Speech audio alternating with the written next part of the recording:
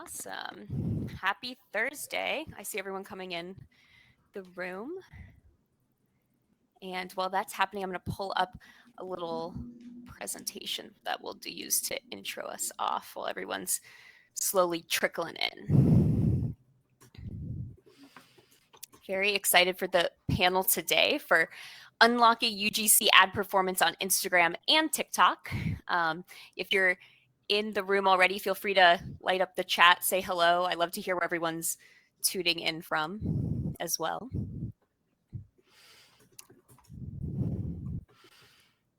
Awesome. And while you're all doing that, I also love to hear if it's like your first time joining us for one of our webinars or panels, or if you are a repeat viewer too. So we got Miami, Boston, Sacramento, San Diego, Westport, Connecticut. Oh, can I move my mic farther away? Thank you, Caitlin. Is that better? Let me know if it gets better. And Sam, who helps us produce this, let me know if it's better. Okay, perfect. Great. Another repeat viewer. Awesome. Great to have you, Los Angeles, first timer. Great to have you all here. So while everyone else is still trickling in, I like to start with a poll just to see where everyone's at. So Sam, if you could pop that poll up right now of just what is your experience in using UGC and ads? Have you done on TikTok, Instagram, both, or not yet? Cool, we have some. So far we have a handful, not yet.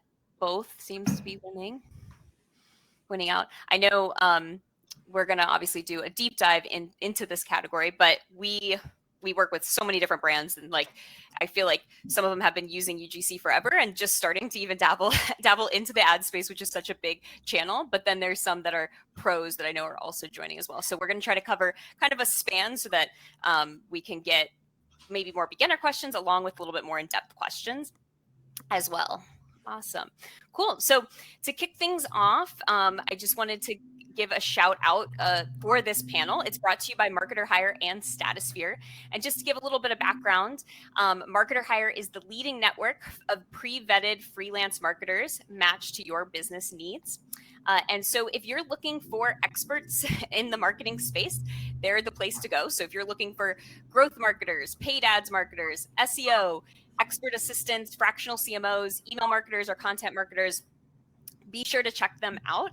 And if you are interested in hiring one of their very talented people through their platform, you can actually get 10% off your first 30 days if you mention this webinar. So be sure to check them out. And then a little bit of background on myself. So I'm founder and CEO of Statusphere. So if you are a repeat viewer of our webinars and our content, welcome back. But we do these every single month where we like to educate everyone on the topics around social media, influencer marketing, and content marketing in general. And I created Statusphere because I've been in the influencer marketing space for over 10 years, and I just couldn't find a platform that scaled specifically micro influencer marketing. And so I ended up creating my own, and that's how Statusphere was born. So with Statusphere, we help you get guaranteed influencer posts at scale. We allow you to target on over 250 data points of the creators in our network. You get guaranteed rights-ready content that you can use in ads, like we will be talking about today. You also get a centralized portal where you can see all of that reporting. You also can take advantage of our VIP creator fulfillment technology. So we actually handle the shipping and all the fulfillment to the creators as well. And then I'm excited to announce that we are now offering help with Allowlisting too. So if you are interested, if you're a current client and you're interested in chatting with our team, we now have experts that can help you scale this channel as well. So with that, I'm excited to kick off our panel. This will be recorded. So if you're taking notes, just know that a recording will be sent to you within 24 hours to your email. So you can check that out or share it with any of your team members. But I did just want to read through and introduce our panelists. So with that, my notes are on my other screen. So forgive me for kind of looking away for now. But first, I'd love to introduce Austin Sandler.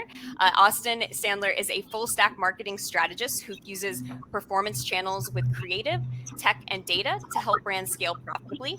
He's worked at 3 award-winning agencies before establishing his own consulting practice, and he's worked with lots of awesome brands scaling their UGC ad performance. So welcome, Austin. Excited to have you with us today. Thank you for having me. Yeah, for sure. Next, we have Chase Sagum.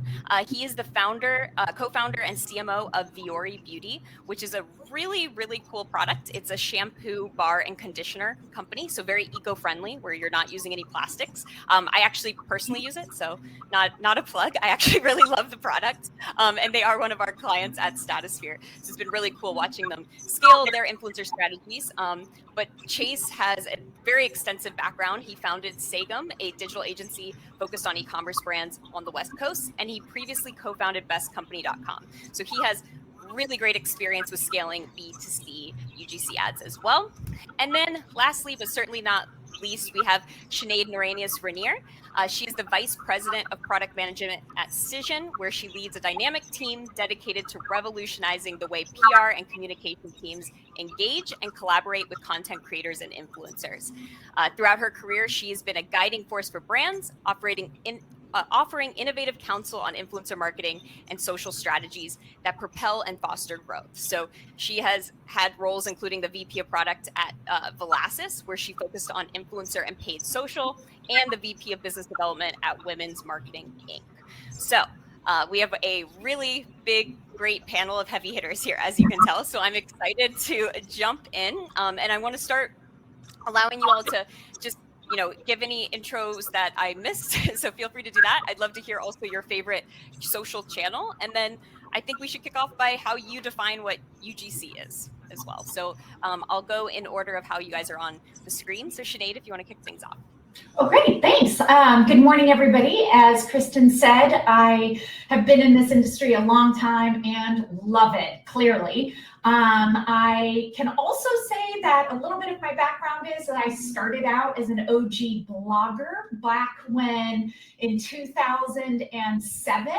And actually launched my own skincare brand via my blog, and only Facebook and Twitter at the time, because that's all the platforms that are around back then, but have been fascinated with how this industry has grown, how fast, and the trajectory that it's on, but most importantly, the power that this vertical has in being able to tell your brand story. So very excited to be here.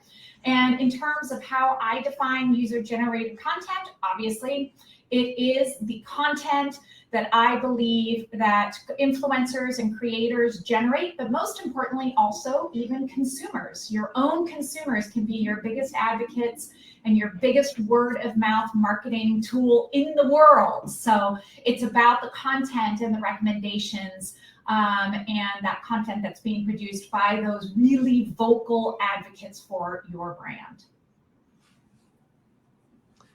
I don't know how much to add to that. I would say that's a perfect answer. I would say that there's a level of authenticity too that we look for in user-generated content, if I could add a word to that, but I totally agree. And then just for me, happy to be here. Great panel, and looking forward to sharing everything that we've learned. Been in the direct-to-consumer e-commerce world for a long time, and so have been through the battles. Those battles continue to change, as I'm sure many of you on the call feel. And hopefully I can share some wisdom from some of the tough lessons we've learned in our business. Awesome. And Austin?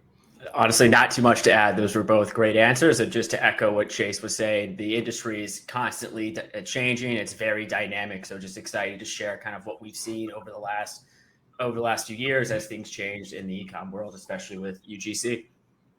Yeah, perfect. Yeah, I define it very similarly, where it's really just real people generating content. So it's that relatability factor.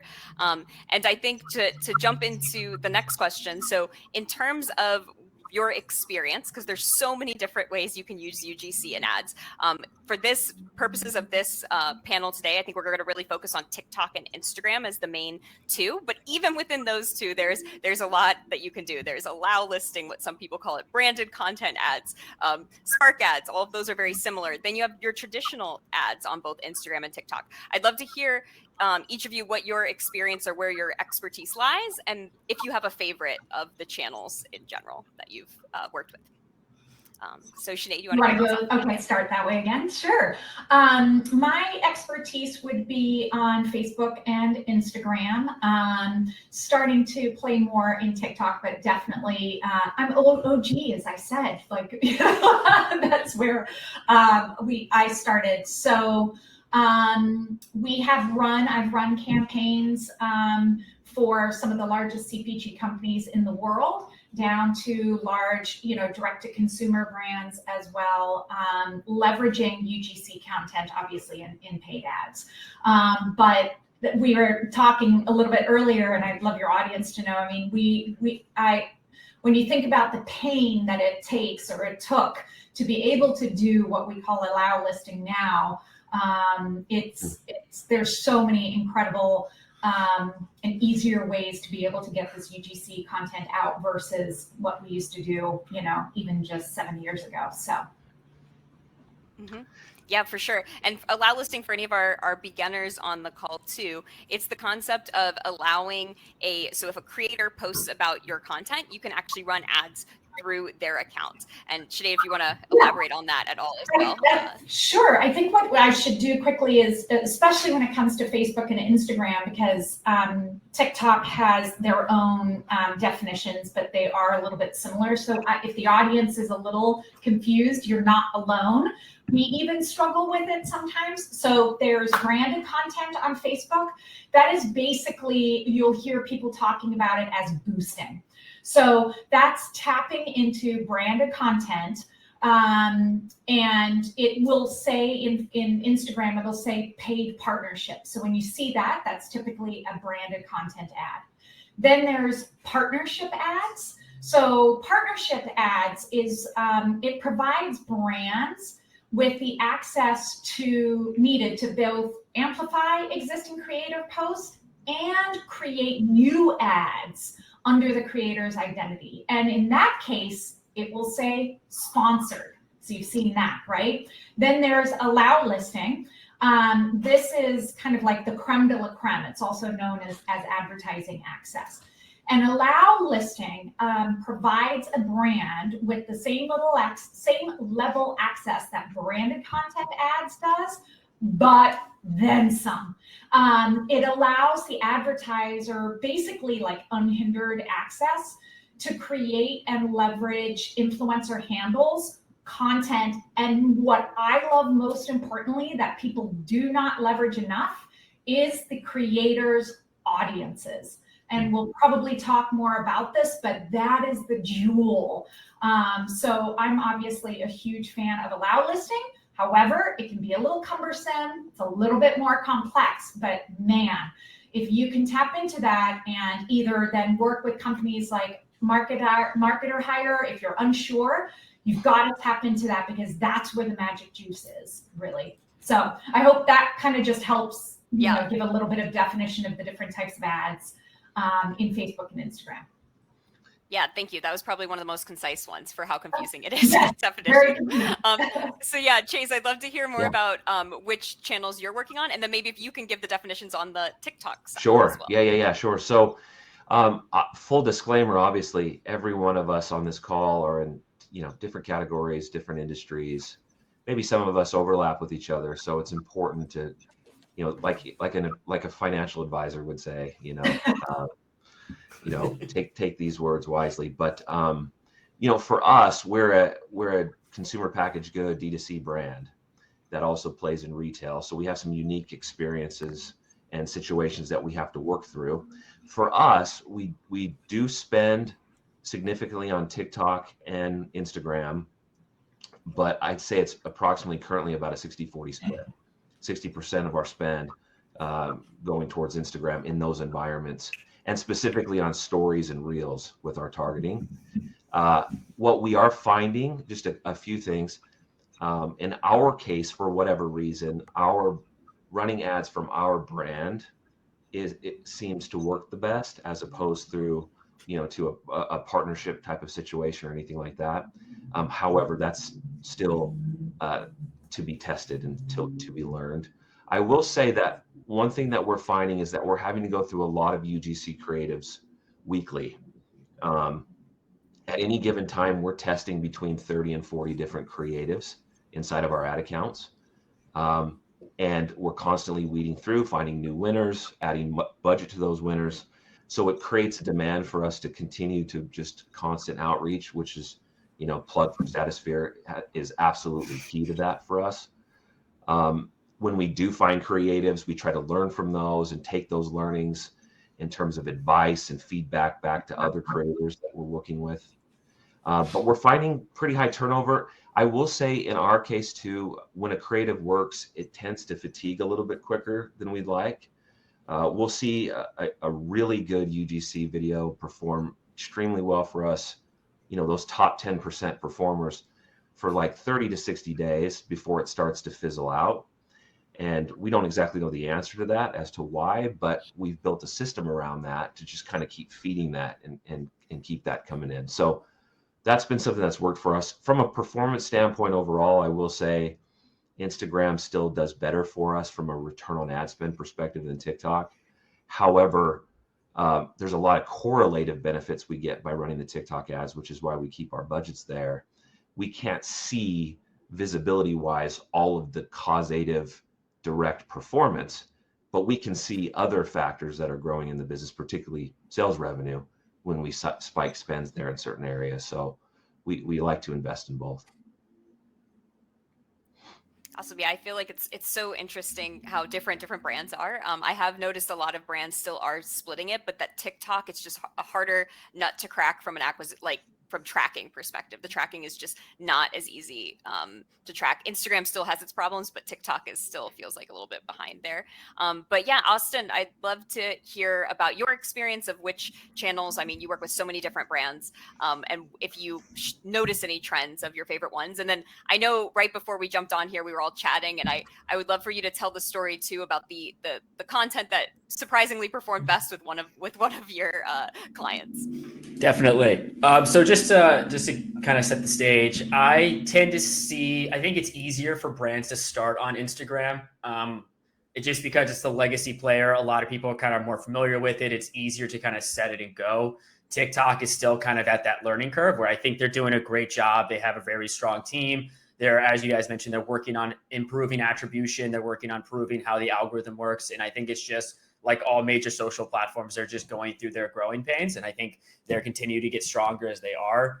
But I like what Chase said with the 60-40 split. I think that makes sense. But you'll hear a theme throughout this conversation. A lot of it's testing, figuring out what makes sense for your brand, how your consumers, your targeting, are reacting to it. Again, we'll talk about this again. It's like, even what kind of campaign types are you using between campaign views, engagement campaigns? Are you trying to drive conversions? You try to drive buzz, but it's what is the content you're using in that space? And so to bring up a great story, I used to work with a great mattress brand, big fan. They're in the bed and box space. And what's really interesting is we kept trying to guess what we thought would be their best ad, like a lot of agencies love to do, predicting what we think, what content's going to work. And what we learned by actually running ad analyses for across the year was one ad was the top performer for the entire year. And the contents of that ad actually had minimal to do with what we were trying to convey to the audience. And it's honestly not the best strategy. It's not something I would say, hey, make the content. That doesn't always make sense. But we're trying to get people to buy mattresses. And the ad that worked was a shot from inside their mattress factory, which you wouldn't really know what it was without us telling you. It kind of had the mattress visible in the shot, but you really didn't know it because it was partially in the box, and the box itself wasn't fully like facing the camera. And it's really just great to know that not always the ad you put the most effort into, that you brush up and you put the most Photoshop time in, you edit the most and have it look as specific ways, not always going to perform the way you want it to. And so being flexible, being open to learning, there's some great qualities that we're going to talk about how to really bring that to your marketing campaign.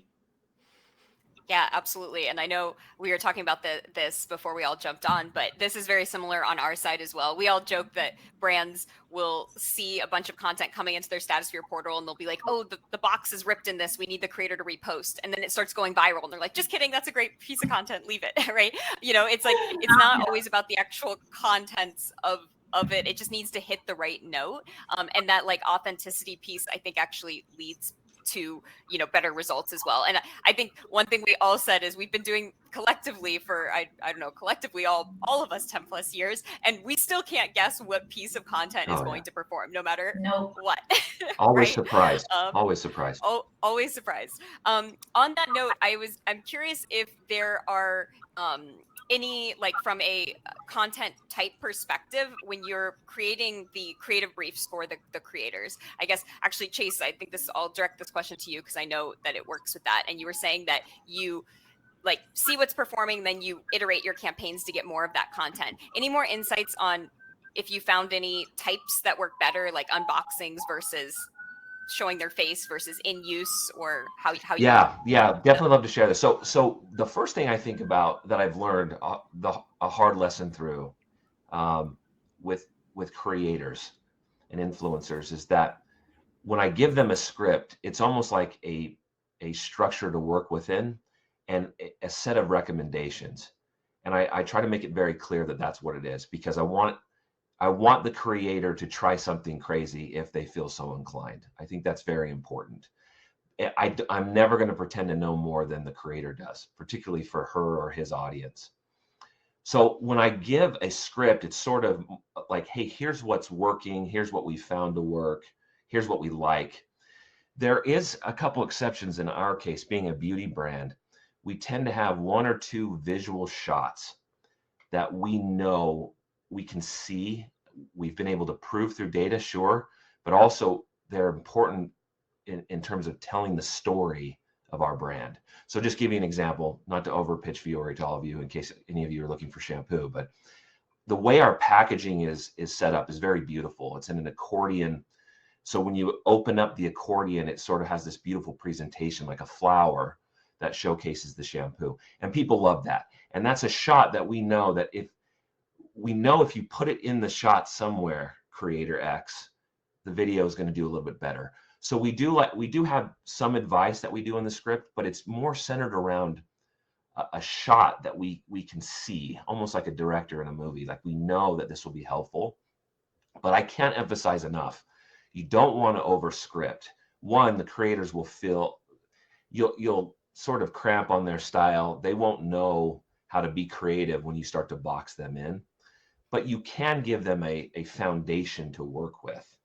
And that can come through, like I said, examples. You know, here's some other creator TikToks that have worked really well, some talking points, some shots that you want to see, and then really let them play with it and see what they come up with.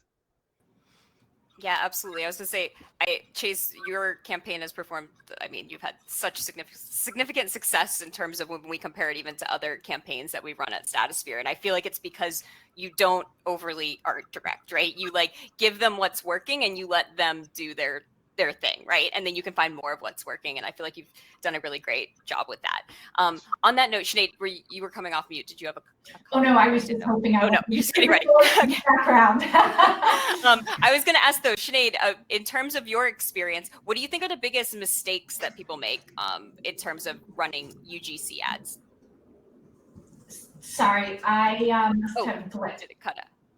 Oh, I said, what do you think the biggest mistakes are in terms of when brands are running UGC ads? What do you think the biggest Lord, how can I count the ways? There are so many. This is like, if there's one thing I could tell, well, not one thing. If these things, if people will just listen, I promise it'll help. So number one, the biggest thing I see brands doing wrong is only testing pretty content that they think is lovely and wonderful, that kind of touches upon the theme that we've all been talking about.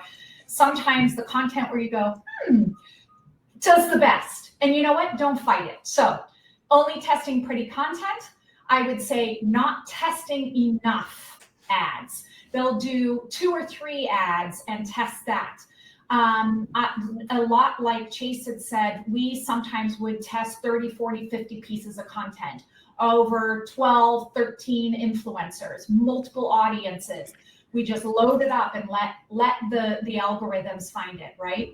I would say not spending enough on media for those UGC ads, right? Not giving the algorithms times to actually optimize. So they'll spend $1,000 and say, it didn't work. Well, you can't expect that to happen, right? The other, my big pet peeve, and it's such a waste, and I talked about this a little bit earlier, is not leveraging the influencers' audiences enough and not building and layering upon those audiences. We even went as far as sometimes even purchasing third-party data, third-party audiences from companies like LiveRamp. So if we didn't have the audiences available, we'd go get them. But we would start with the influencers' audiences and be able to build lookalike, audiences from them. It is such a jewel. It's such an incredible piece to leverage. I'd say the other is not having a clear CTA. Funny enough, like, let them tell the story and then what? Like, we see so many times we're like, and what now? So I would say that. The other thing is actually not to do with ads. It's really just UGC as a whole is not leveraging it in other places and other marketing tactics. So such as layering it in, maybe some email outreach, website testimonials, different landing pages. Heck, we've even done stuff on TV with some UGC content. You obviously, please make sure you have permission from the influencer to do that, or you compensate the influencer to do that. But man, if we found, through testing the UGC, vast amount of UGC, and we found 3, 4, 5, 6 pieces that really just crushed it, take those pieces and leverage them elsewhere. Don't just think of these pieces of content that they have to live in an ad. They really don't. Maximize your investment. But obviously, please make sure you have permission to do that. Do not steal content and leverage it in other areas. So that's why I said I really hope brands, this is such a valuable tactic, and if they just don't do the mistakes that we've seen over the years. So I hope that list was helpful. I know Austin's gonna go through his. I just want to say real quick a plug. There's a really cool company called Firework TV. We love them. We use them on Viori's. Co-signed. Yeah. Okay. So you can embed a sort of a carousel of vertical videos to reuse the UGC to what you're talking about, Sinead. Awesome. I think it's a great way to bring that into the website.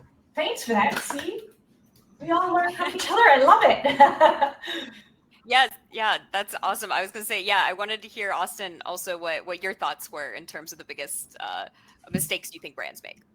Yeah, and this is just to get some context, when I was on the agency side, I actually had a chance to be our influencer director for 2 years. So I was really on the ground floor of working with the relationships. And I think one of the biggest things, everyone's kind of talking about this, is like, really lean in. Like, creators are essentially social media managers, creative directors, copywriters. They are full stack marketers. So one, don't ever, as Chase was saying, don't box them in. Let them use their creative prowess. And so make sure when you're going through creator selection process, never rush it. Take the time to actually introduce yourself. Understand why creators became creators. Was it because they had a passion for photography? A friend got them into it. They once worked at a brand. Because one thing I think also gets left out is, one, people don't realize it's a two-way street when you're working with creators. Understand what they care about. What is important to them and their audience that you want to make sure gets brought through the entire process. Really lean in. If they have issues understanding your brand and you're telling them who you are, maybe your marketing materials aren't doing a great job explaining who you are. So lean into their feedback. Maybe your packaging isn't really showing the important values. Maybe they're struggling to understand why they should use it. And if you just shared product with them, you should lean into, okay, what is this issue here? Is it something that's going to affect all of our marketing, or is this a small scale issue? And so I think it's a lot of really diving in and really becoming friends with your creator partners, because the other part is if you like Chase has hit on a few times, if you find something that works, you want to keep leaning into it. And so if you know a creator understands your brand, their audience is starting to understand your brand, you actually have a mini marketing team you can start leaning into with them. You can then, because we'll talk about this later, how do you want to compensate them? Well, if they're doing really well and driving you a lot of sales, let them eat, let them get excited, incentivize them to want you to both be successful. And I think that's what kind of gets overlooked. A lot of it's just like a numbers game. We need to hit. We know that creative diversity is a huge term that gets thrown around on Facebook. And so you want volume and variety, but you don't want to rush it. You want to find that balance between not overly polished, but still actually bringing home the information we want people to know. And Kristen, I think before we move on to another question, Amy in the channel has asked a question that I think some people might have. She had asked, when you say leverage the influencer's audience, are you saying to have the influencer post the UGC video on their own channel as well as running a paid ad? And yes, that's partly true. But when you do allow listing, and I'm talking specifically to Facebook and Instagram, you have access when you're running that ad to the influencer's audience, meaning you know who is following that influencer and what their makeup is like. So I'm just gonna give very swathy kind of things. So let's say I'm working with an influencer and we know that 80% of her audience is female, under the age of 26, lives in the US. There's so many different attributes, right? We can then build what we call lookalike audiences. You build them within Facebook to go find more of those profiles and show that new audience that fits that exact audience that the influencer has. You say, go Facebook, go find more of this type of a profile of an audience, go find me more and put that ad in front of them. So that's what that means. And I don't know if, I was going to say, Austin, am I missing anything? Tell me. But no, that's great. That's why it snaps to you. That's a great response. Absolutely. Yeah, that's a powerful thing. And if you and that's why I think Caitlin had asked, like, who can you go to buy other audiences? There's a company, as I said, called LiveRamp. Yes, it's expensive. I mean, you can't do this as a small bit. Well, I mean, you could, but you can go and find really detailed data and audiences that you can buy, right? But you don't even need to go to that extreme. Just leverage what Facebook, Instagram already allows you to do, because it's powerful. Can I add to that? I know this is probably addressing some other questions, so we might be killing two birds with one stone. But what she is saying is 1000% true. And if you have a notepad somewhere, you should be taking notes of what she's saying. I would say that in our case with Viori, we have like a 90-10 setup where I would say 90% of the time, that's what we're doing. Like, we're not actually doing the whitelisting necessarily, but we are partnering, leveraging the audiences. This is where TikTok is interesting, though. You're catching, in a lot of cases, you're catching creators on the way up before they've built their audience. And so this is where the Statusphere partnership has been very valuable to us, as well as working with people directly. I love TikTok for trying to identify creators who seem to have that creative eye, and they seem to match with our demographic, getting in with them early, because TikTok creates the platform for them to be able to build the audience quickly on the fly. And I love this idea of catching creators before they become quote unquote influencers. Obviously the cost is lower. I mean, if we're just being frank and honest, you're not going to spend nearly as much. In many cases, you might just be giving free product in exchange for the content. But then that audience builds, and it builds almost around the creative that you made with them, which makes the audience even more powerful. So I just wanted to add that. That's very cool. Yeah. I didn't even actually think about it that way, Chase. And that is pretty darn powerful. Yeah, absolutely. And yeah, that was perfect. I was actually going to leave both those questions. So yes, please, this is perfect. I see Jacqueline's question around, do you work with UGC creators that are not influencers / don't have a following? And I feel like that, Chase, you kind of led into that, but I also think there's been this really interesting shift that's happened in the last 3 to 4 years, really since TikTok took off, which is the concept that follower count matters a lot less because it moved from being follower centric to discovery centric. So it's over 90% of users' time is spent on the For You page of TikTok. And 84% of viral videos are from average regular people. Like, I think my first TikTok I posted, I had 2 followers and it got 200,000 views. Like, it didn't matter that I had 2 followers, right? It just hit the right chord. And this is where it becomes, to Jacqueline, your question, just can you work with UGC who are not influencers? It's hard to even know the definition of an influencer creator. It all overlaps. Now influencers don't even want to be called influencers. They just want to be called like humans, I think, creators on that side of things. But I am curious, Chase, do you find like, and I guess we can ask all across the board, like, how do you view that as well now that we've switched to this more discovery centric versus follower centric? It's 100% true. It's absolutely true. If I could have more of our spend be from these creators with no audiences, I would. I think the reality of it is it's a little bit harder, if we're being honest. You're almost like you're drafting a baseball player out of the minor leagues. Like, you don't know what to expect from them as opposed to signing somebody through free agency. And the obvious parallel there is you're going to pay more in free agency than you're going to pay, the creator. Here's the other thing. These TikTok creators in particular, they're having to use purely creative muscle, absolute creativity just to get noticed. They're not able to do what some of the early Instagrammers were able to do to build audiences. So these creators, you don't want to overlook them because there's always a superstar being made on TikTok, like multiple per day. And you know that they have better creative ability because TikTok has created a vacuum where the only way you can be seen is by being more creative. I really like that about the TikTok piece. Yeah, rewards creativity over follower count, which is like what really everyone wants. It's what people want. So switching gears to more like specifically ad tactics. So once you're actually taking and either doing a Spark ad or a branded content ad or just traditional ad, what are you typically optimizing for? So a top question we had submitted was, are you normally optimizing when you want, especially top of the funnel, are you optimizing for reach, video views, or community interaction? I'm very curious what thoughts are there. And Austin, if you want to start, and then I see Chase, you look like you have some thoughts as well. This might not be the answer everyone wants because it's going to start with it depends. But for me, everything always, whenever we're talking budgets, spend, investment, it always comes down to what is the objective we're trying to hit, whether it's one of our smaller KPIs or how that feeds up into the larger mission we're trying to go towards.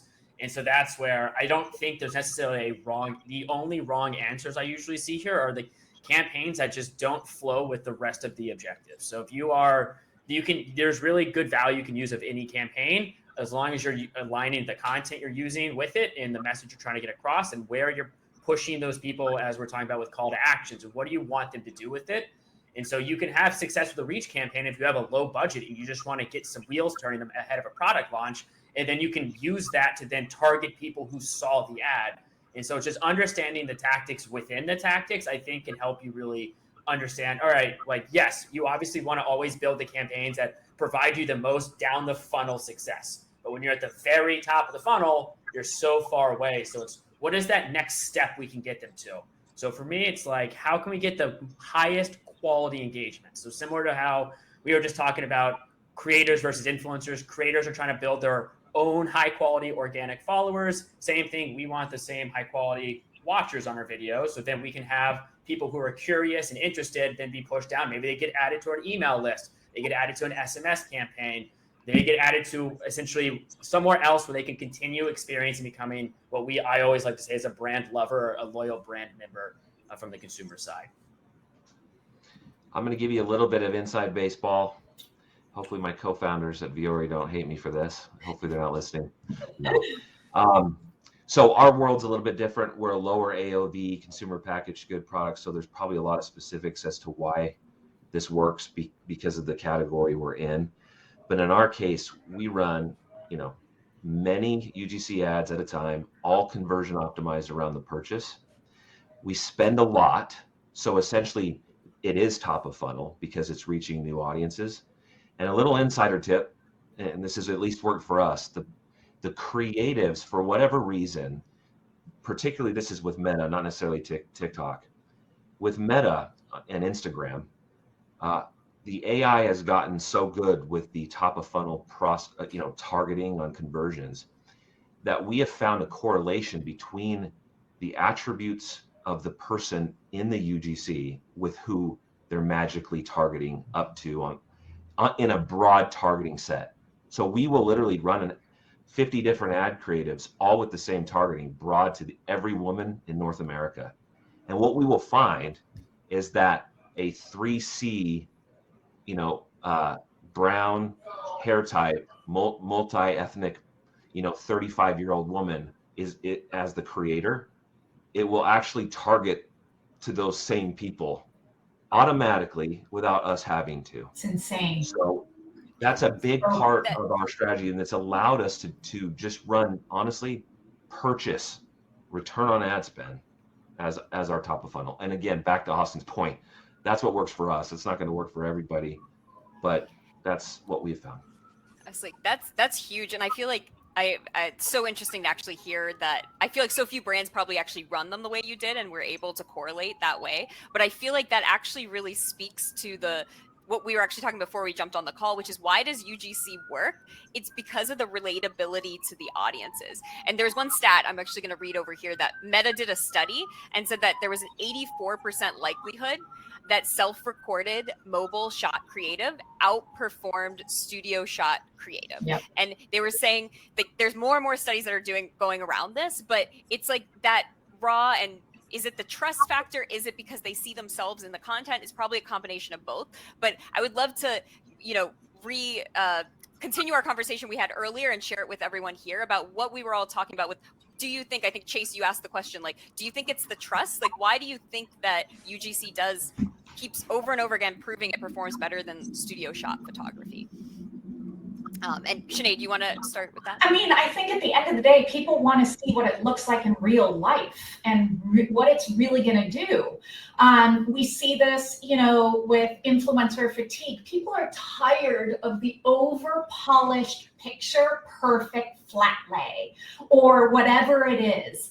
Like, you want to see it being used right there. If it's shampoo, like, does it sud? I'm kind of curious. If it's a bar, like, that's really interesting to me. Like, show me how you use it. Show me how it works. It doesn't have to be perfect. You can have water running down your arms. It doesn't matter, that I think it's the actual live, real life. People are not afraid of real life. Look into how to use a product or work a service or whatever it is that I think you just don't get in Pretty Perfect. People are so over Pretty Perfect.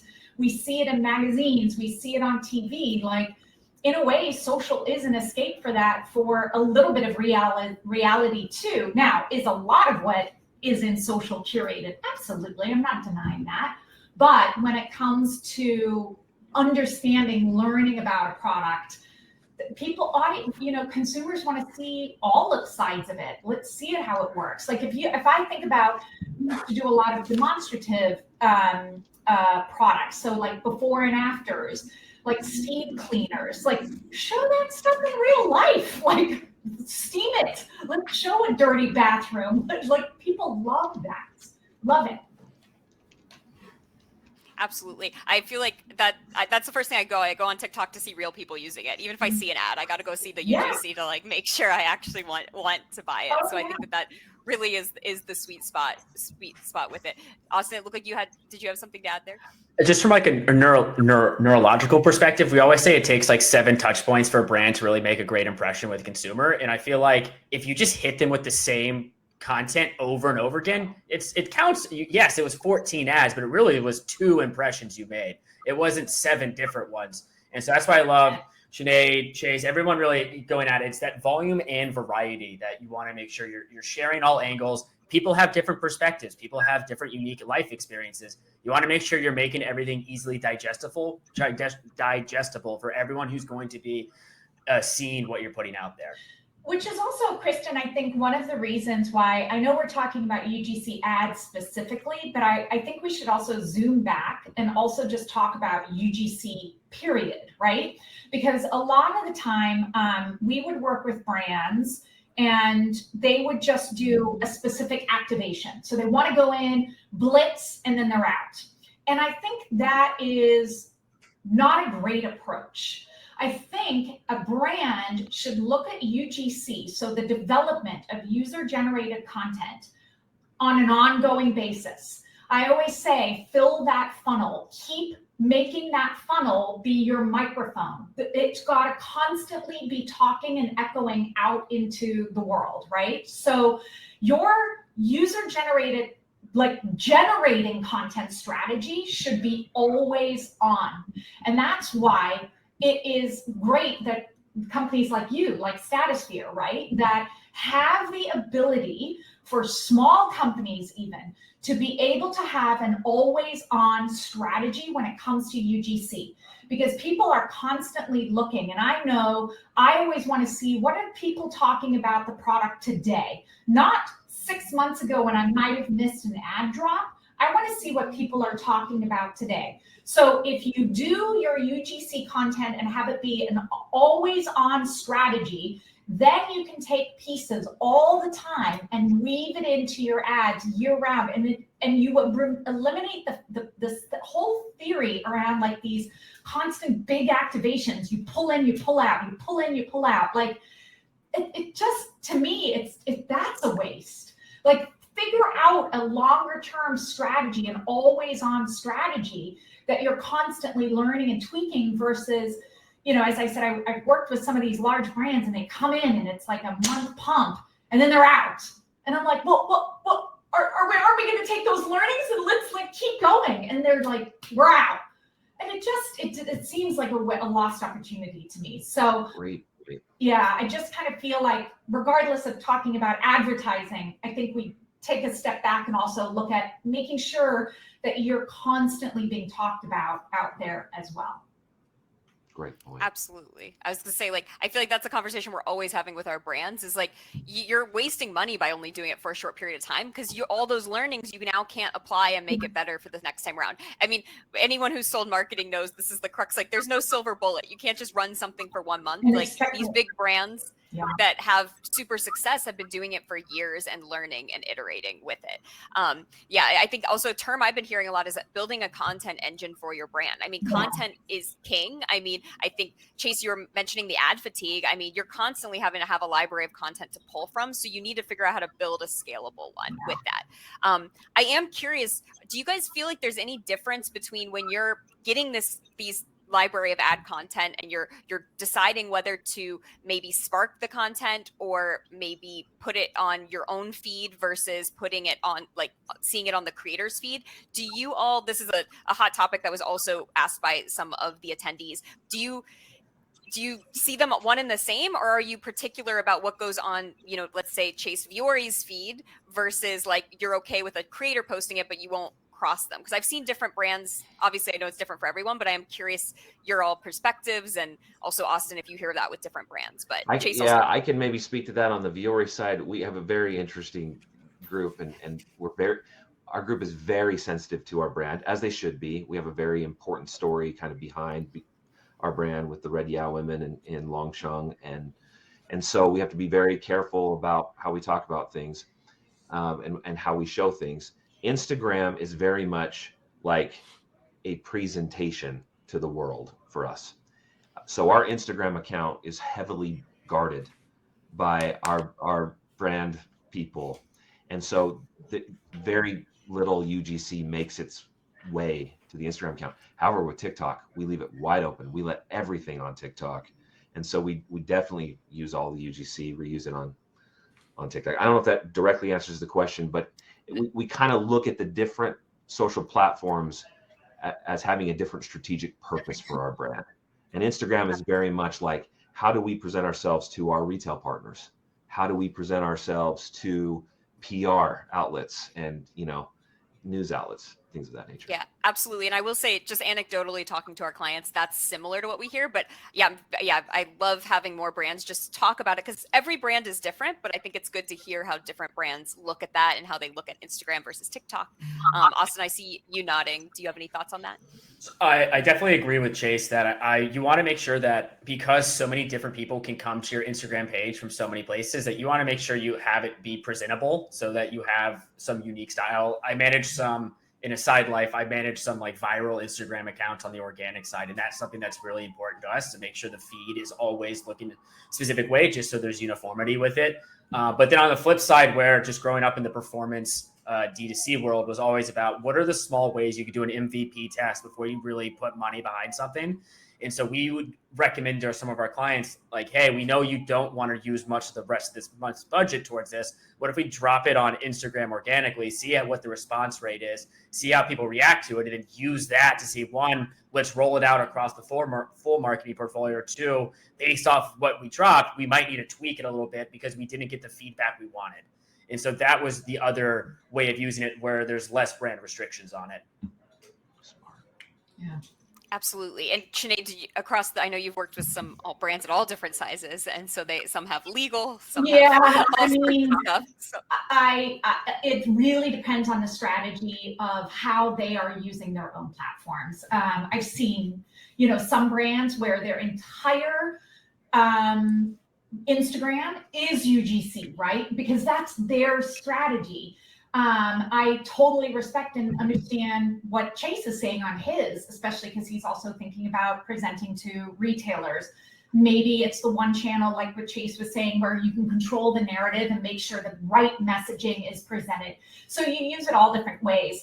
The nice thing is that, we often work with brands that just had so much red tape, it wasn't even worth it. So we would say, here, we're going to make creative, because we also had an agency, we're going to make creative for your brand channels, and then UGC will keep in ads and running in other areas. So sometimes we would pull in UGC as a feed on their website, right? So there's ways of doing it. I think it really comes down to a personal choice to a brand of how they're leveraging their owned platforms and their owned sites and websites. It's all individual. There's no right or wrong way.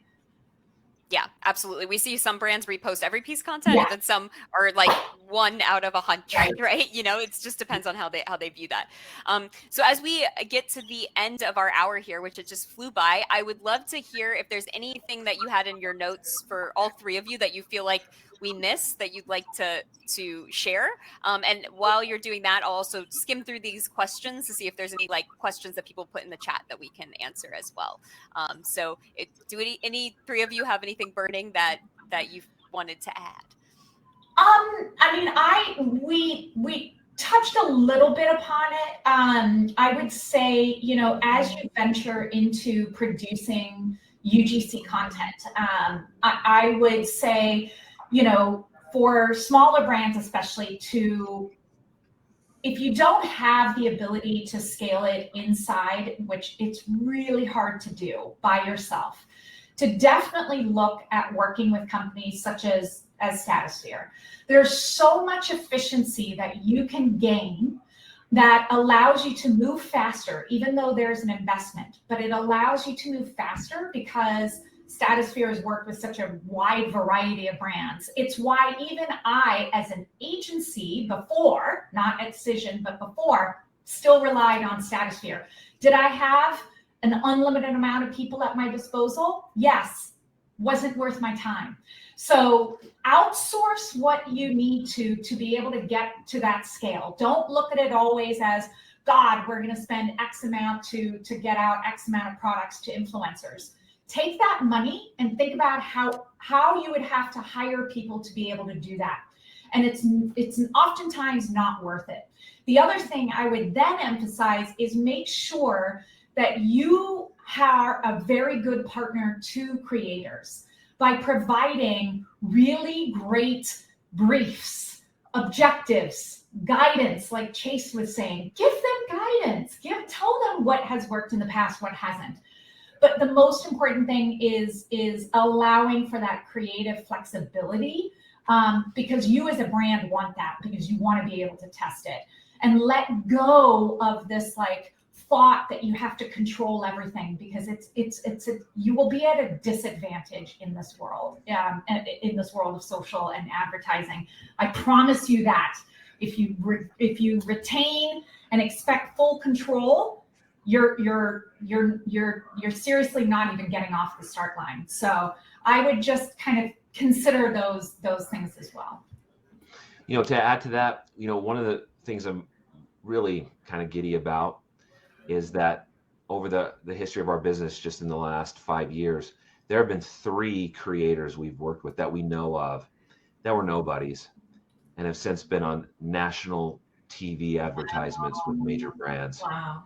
I am so proud of that. Like, I know that it wasn't us who did it, but we played a role in it. And I would just say that, like, know that when you're working with creators, there's a mutual opportunity here. And, make them successful, make them stars, because if you can make them a star, they're gonna generate a lot of revenue and business for you at the same time. And then my last point to that is, there was a good question that came in that I wanted to make sure got addressed, about produced kind of in-house creative running versus UGC. And the way I would answer that is we run both, but what is undeniably true for us is that UGC has allowed us to scale. It's that ability to add more into the equation, to run more creatives, to try new things. We definitely still get the same performance for 3-4 years at a time for some of this in-house creative, but we would not be able to move as aggressively if we didn't have as much UGC. And so plug there for Statusphere, our partnership with them. We get 150 to 200 creatives coming from UGC people every month through our partnership with Statusphere. If we tried to do that in-house, forget it. I'd have to hire a whole staff of people. I'm not interested in dealing with that.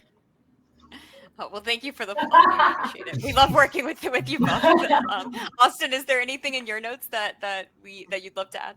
Yeah, last thing I sort of really want to hammer home, which Sinead and Chase did a great job of also hinting at, is just really the compensation piece. Is really treat your partners with respect. Don't try to overly negotiate. If you're gonna try and ask for a cheaper rate, don't ask for multiple revisions. It's brands need to be good partners the way that you expect your creator to be a good partner. It's a two-way street. So I always just want to make sure that's always out there. And then for me, just my personal advice as a marketer is just always be hypothesizing your own A/B test. So something I saw yesterday, just a quick anecdote, like Aaron Sorkin wrote The Social Network in iambic meter because he thought it would be easier for the audience to digest. And that's really what it came out as, because of how the dialogue was written, it's now considered music, which now is why that movie is so popular, is like one small thing that a lot of people don't realize, which helps people like the movie more. So things like that, you can do a lot of your own learnings, is figure out how can we build that strong relationship with our consumers based off of what I can learn about them. Yeah. Such a great point. Yeah. And as we wrap up, I know one other thing I think, Austin, you mentioned before we started was just zooming out and think about the kind of common sense piece of the buyer's journey and what you want them to do next. Data is great, but don't get so in the data that you don't think about what is happening with the next step that you're trying to get the consumer to do and where you are in their process and all the other things they have going on in their life. So it was so great to have everyone here on the panel. This will be recorded and sent to you. I do also just want to give a big thank you to all 3 of the panelists, like such incredible knowledge here, and hopefully we can do more of these in the future. As always, please message me. You're going to get the email from my email actually with the recording. So if you have any ideas for panels or topics you want us to cover in the future, please let me know. We also have our next webinar coming up. Very hot topic in November. Should your brand be on TikTok Shop? We're going to cover how it works, what brands are thinking about it. We have a bunch of our brands all talking about it and chattering. So we wanted to pull all of the knowledge we know so far to you all, since this was a hot topic. So you can scan that QR code or click the register button as well. And then just one more plug. This was in partnership with Statusphere and MarketerHire. So mention this if you were looking at this webinar to MarketerHire, and they'll give you that 10% off. And then if you want to talk with our team, we would love to show you a demo of our platform and see if we're a good fit. But yeah, thank you all for your time. This was so great. And thank you again, Sinead, Chase, and Austin. And have a great rest of your week, everybody. Thanks, Thank you, everybody. guys. Thanks, everyone. Take care. Have a good one.